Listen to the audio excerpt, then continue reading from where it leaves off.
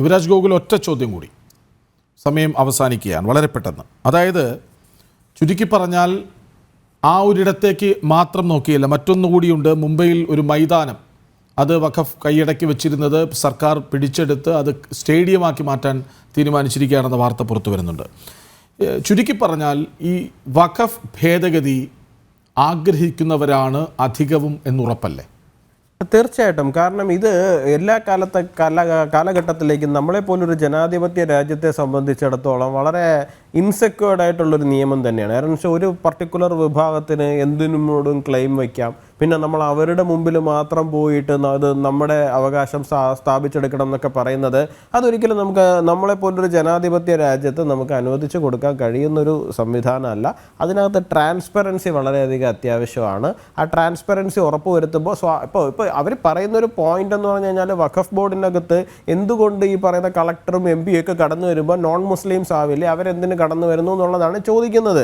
അതിൻ്റെ റീസൺ എന്ന് പറഞ്ഞു കഴിഞ്ഞാൽ ഈ പറയുന്ന ഡിസ്പ്യൂട്ടുകൾ പലതും നടക്കുന്നത് റിലീജിയൻ അടിസ്ഥാനത്തിലല്ല.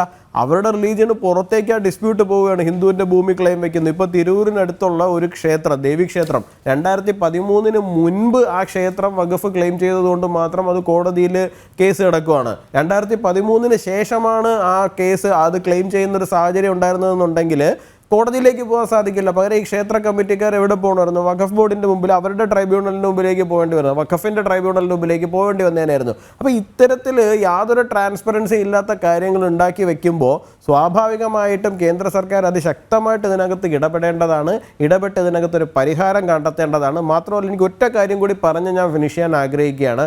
കാരണം ഇവിടെ ലാൻഡ് സെൻസസ് നടത്തണം, അസറ്റുകളുടെ സെൻസസ് നടത്തണം എന്നാണ് രാഹുൽ ഗാന്ധി പറഞ്ഞിരുന്നത്. ഇതൊക്കെ പിടിച്ചെടുത്ത് OBC-കൾക്ക്, SC-ക്ക്, ST-ക്ക്, മാർജിനലൈസ്ഡ് ആയിട്ടുള്ള എല്ലാ കമ്മ്യൂണിറ്റീസിനും കൊടുക്കണം എന്നാണ് പറഞ്ഞിരിക്കുന്നത്.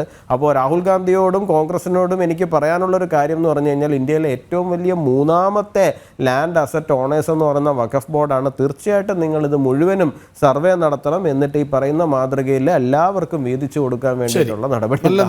നല്ല നിർദ്ദേശം. കണക്കുകൾ കള്ളം പറയില്ലല്ലോ. കഴിഞ്ഞ ഒരു വർഷത്തിനിടെ വഖഫ് ബോർഡിനെതിരെ 194 പരാതികളും വഖഫ് ഭാരവാഹികൾക്കെതിരെ 93 പരാതികളും ലഭിച്ചിട്ടുണ്ട്. നിലവിൽ 12,792 കേസുകൾ വഖഫ് ബോർഡുകൾക്ക് മുന്നിലും 19,270 കേസുകൾ വഖഫ് കൗൺസിലുകൾക്ക് മുന്നിലുമുണ്ട്. കേസുകൾ കൈകാര്യം ചെയ്യാൻ കളക്ടർമാർക്ക് ചുമതല നൽകിയതിൽ എന്താണ് തെറ്റ്? കേസുകൾ വളരെ പെട്ടെന്ന് പരിഹരിക്കപ്പെടട്ടെ. അതിനെങ്കിലും ആ ഭേദഗതി ബിൽ ഉപയോഗം ചെയ്യുമെന്ന തിരിച്ചറിവ് ഉണ്ടാവേണ്ടവർക്കുണ്ടാകട്ടെ.